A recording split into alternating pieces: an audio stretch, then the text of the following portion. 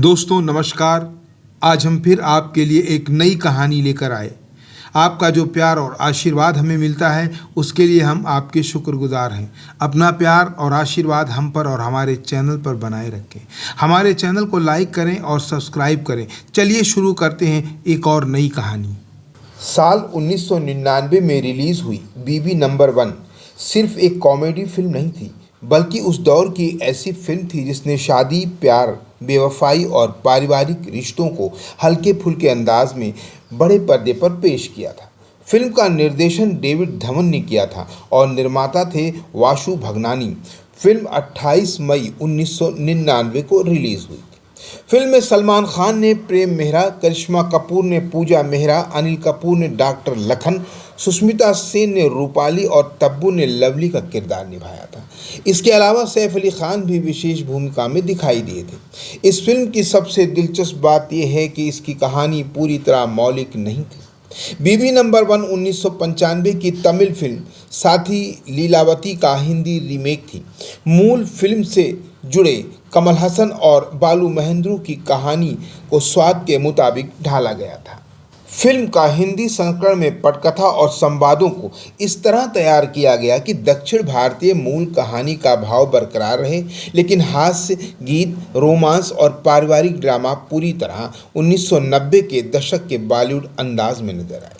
David Dhawan उस समय comedy फिल्मों के बड़े नाम बन चुके थे। उनकी फिल्मों की खासियत तेज रफ्तार कहानी, गलतफहमियों से पैदा होने वाली कॉमेडी, शानदार कलाकारों की जोड़ी और लगातार आते मज़ेदार संवाद हुआ करते थे। बीबी नंबर 1 में भी यही फार्मूला पूरी ताकत से इस्तेमाल किया गया। कहानी प्रेम और पूजा से शुरू होती है। दोनों शादीशुदा हैं और उनके बच्चे भी हैं। बाहर से उनका परिवार खुशहाल दिखाई देता है, लेकिन प्रेम की नज़र एक खूबसूरत मॉडल रूपाली पर पड़ती है और यहीं से परिवार की कहानी में दरार पैदा होने लगती है। रूपाली का किरदार सुष्मिता सेन ने निभाया था और उस समय सुष्मिता सेन बॉलीवुड में अपेक्षाकृत नई थी, लेकिन उनकी खूबसूरती, आत्मविश्वास और स्क्रीन प्रेजेंस ने इस फिल्म में उन्हें एक अलग पहचान बना दी थी। फिल्म की शूटिंग में सलमान खान और सुष्मिता सेन की जोड़ी को खास तरीके से पेश किया गया। दोनों के बीच उम्र और कद को लेकर भी चर्चाएं हुई। सलमान ने उन दृश्यों में जूतों में ही लगाने से इनकार किया जिनमें वो सुष्मिता के साथ थे, और सुष्मिता का भी अपनी सुविधा के मुताबिक हील पहनने पर जोर दिया गया। ये छोटी सी बात उस दौर के स्टारडम के बीच सलमान खान के रवैये की एक दिलचस्प झलक भी होती।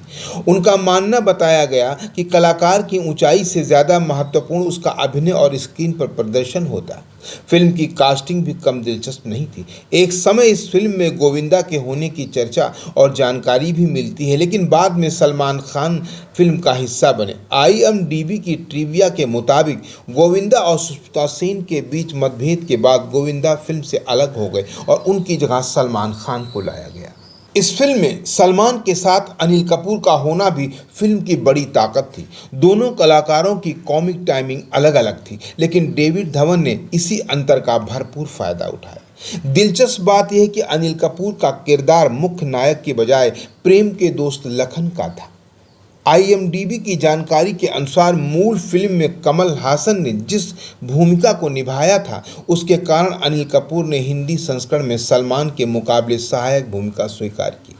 अनिल कपूर और तब्बू की जोड़ी ने फिल्म में एक दूसरा कॉमिक ट्रैक बना दिया। लखन और लवली के बीच दोनों होने वाली गलतफहमियां कहानी को लगातार हास्य देती रही। करिश्मा कपूर का पूजा का किरदार फिल्म की भावनात्मक रीढ़ था।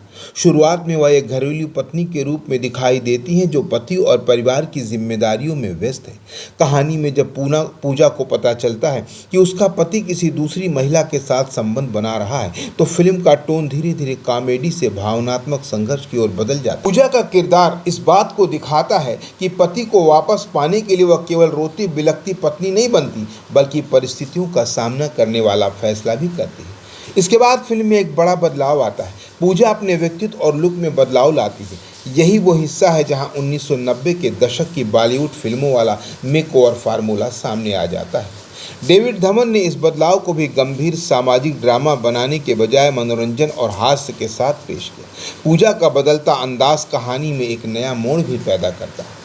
फिल्म की सबसे बड़ी खासियत इसका संतुलन था।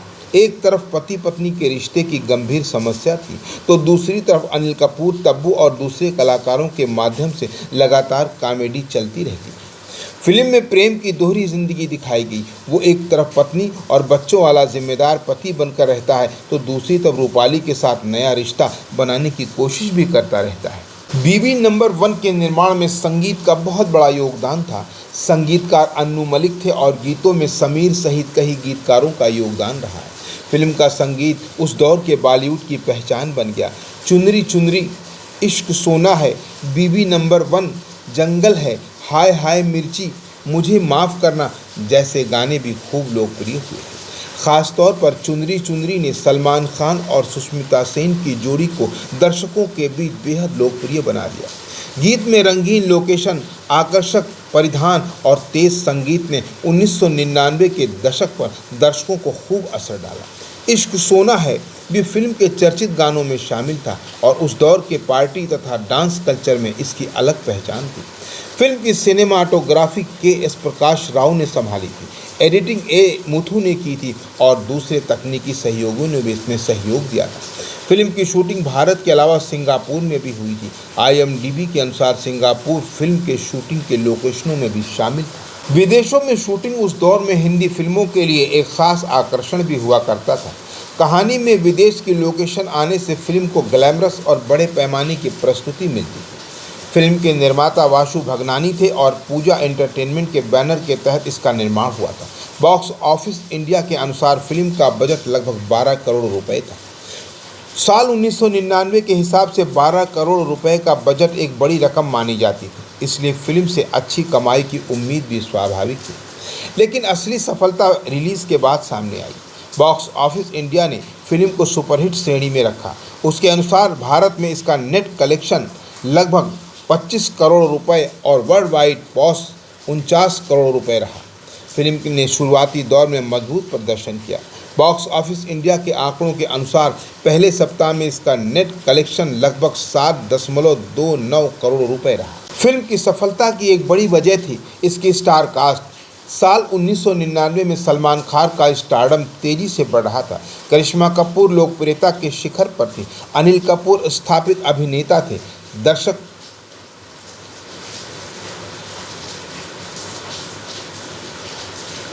और सुष्मिता सेन अपनी नई पहचान बना रही थी। इस फिल्म की रिलीज़ के समय दर्शकों को एक ही फिल्म में रोमांस, कॉमेडी, पारिवारिक ड्रामा, ग्लैमर और संगीत सब कुछ मिल रहा था। अमिताभ बच्चन भी फिल्म में विशेष उपस्थिति नजर आई थी। सैफ अली खान की भी छोटी भूमिका लेकिन महत्वपूर्ण भूमिका थी। फिल्म की एक खास बात ये थी कि इसमें छोटे छोटे किरदारों को कहानी को आगे बढ़ाने में मदद मिल रही थी। हिमानी शिवपुरी ने प्रेम की मां का किरदार निभाया और बच्चों की मौजूदगी में पारिवारिक माहौल को मजबूत किया। कहानी का सबसे दिलचस्प हिस्सा तब आता है जब पूजा अपने पति की ज़िंदगी से पूरी तरह बाहर जाने के बजाय उसे वापस पाने की कोशिश करती है और वो समझती है कि केवल भावनाओं से काम नहीं चलेगा, इसके लिए खुद भी बदलाव लाने का ज़रूरी। लेकिन फिल्म केवल पत्नी के मेक ओवर की कहानी नहीं, इसका असली संदेश धीरे धीरे सामने आता है कि आकर्षण और सुविधा पर आधारित रिश्ता हमेशा अस्थायी नहीं होता, जबकि लंबे समय से निभाया गया रिश्ता विश्वास और साथ पर टिका होता है। प्रेम को जब रूपाली के साथ ज़िंदगी की वास्तविक कठिनाइयों का सामना करना पड़ता है तो उसे अपने पुराने रिश्ते की कीमत भी समझने आने लगती है। यह फिल्म हास्य फिर से भावनात्मक मोड़ लेती है और प्रेम को अपनी गलतियों का एहसास होने लगता है। फिल्म के क्लाइमेक्स में पति पत्नी के रिश्ते और परिवार की अहमियत को केंद्र में रखा गया है। यह उस दौर की पारिवारिक फिल्मों का लोकप्रिय फार्मूला था। गलती करने वाला पति अंत में अपनी पत्नी और परिवार की कीमत को भी समझता है। लखन और लवली की कहानी भी इसी थीम पर एक मज़ेदार संस्करण है। वह छोटी सी गलतफहमी रिश्तों में दरार डाल देती है, लेकिन अंततः भरोसा और सच्चाई सामने आती है। यही वजह है कि फिल्म को केवल सलमान और सुष्मिता की प्रेम कहानी के रूप में देखना सही नहीं होगा। असल में ये प्रेम, विवाह, दोस्ती और भरोसे की छोटी कहानियों को एक साथ लेकर चलती है। फिल्म के संवादों में रूमी जाफरी का योगदान था। डेविड धवन की फिल्मों में संवाद अक्सर कहानी की गति बनाए रखने का महत्वपूर्ण साधन होते थे और बीवी नंबर 1 में भी संवादों को हास्य के लिए खूब इस्तेमाल किया गया। फिल्म की सफलता का एक कारण ये भी था कि इसमें कॉमेडी को कहानी से अलग नहीं किया गया। मजाक केवल इंसान को हंसाने के लिए नहीं था, बल्कि पात्रों के रिश्तों और गलतफहमियों को आगे बढ़ाने का काम भी करता है। साल 1999 में फिल्म के गानों ने रिलीज से पहले ही माहौल बना दिया। संगीत की लोकप्रियता ने सिनेमाघरों तक दर्शकों को खींचने का महत्वपूर्ण फैसला किया। बीवी नंबर 1 उस समय आई जब बॉलीवुड में बड़े सितारों को मल्टी स्टारर फिल्मों का दौर मजबूत था। एक ही फिल्म में कई लोकप्रिय कलाकारों को देखना दर्शकों के लिए अपने आप में एक बहुत बड़ा आकर्षण भी था। फिल्म की एक और ख़ास बात ये थी कि सलमान खान और करिश्मा कपूर की जोड़ी दर्शकों के बीच पहले से लोकप्रिय थी। बाद में दोनों ने कई फिल्मों में साथ काम भी किया, लेकिन बीवी नंबर 1 में उनका पति पत्नी वाला रिश्ता अलग तरह की कहानी को लेकर चला। दूसरी तरफ सलमान और सुष्मिता की स्क्रीन केमिस्ट्री ने फिल्म को ग्लैमर बना दिया। दोनों की जोड़ी के गाने और रोमांटिक दृश्यों की चर्चा फिल्म की रिलीज़ के बाद खूब हुई। सुष्मिता सेन के लिए फिल्म कैरियर के लिहाज से महत्वपूर्ण साबित हुई। IMDb के अनुसार उन्हें इस फिल्म के लिए फिल्म फेयर के सर्वश्रेष्ठ सहायक अभिनेत्री का पुरस्कार भी मिला और फिल्म को कुल 7 जीत तथा 15 नामांकन प्राप्त हुए। फिल्म पुरस्कार समारोह से जुड़ी एक दिलचस्प बात यह भी कि सुष्मिता सेन ने पुरस्कार लेते समय भारतीय सशस्त्र बलों को श्रद्धांजलि भी दी। ये साल 1999 के माहौल में विशेष रूप से उल्लेखनीय भी रहा। इसलिए बीवी नंबर 1 को अगर साल 1999 की बॉलीवुड कॉमेडी के नज़रिए से देखें तो एक शानदार मल्टी स्टार मनोरंजन फिल्म थी, लेकिन अगर इसे रिश्तों के नज़रिए से देखें तो यह एक ऐसे पति की कहानी थी जिसे अपनी गलती समझने में देर लगती है, मगर अंततः उसे ये पता चलता है कि ज़िंदगी में असली कीमत किसकी होती है। यही वजह है कि करीब 2.5 दशक बाद भी इस फिल्म के गाने, किरदार और कई कॉमिक दृश्य लोगों की यादों में मौजूद हैं। फिल्म ने बॉक्स ऑफिस पर भी अपनी लागत के मुकाबले मजबूत कारोबार किया और उस दौर की सफल फिल्मों में शामिल हुई। अगर इस पूरी कहानी को एक लाइन में कहा जाए तो बीवी नंबर 1 एक ऐसी फिल्म थी जिसमें डेविड धवन ने हंसी के पर्दे के पीछे शादी, विश्वास और रिश्तों की कहानी को छिपा रखा था और दर्शकों को हंसाते हंसाते ये समझा दिया कि ज़िंदगी में असली नंबर 1 वही रिश्ता होता है जो मुश्किल वक्त में भी साथ खड़ा होता है।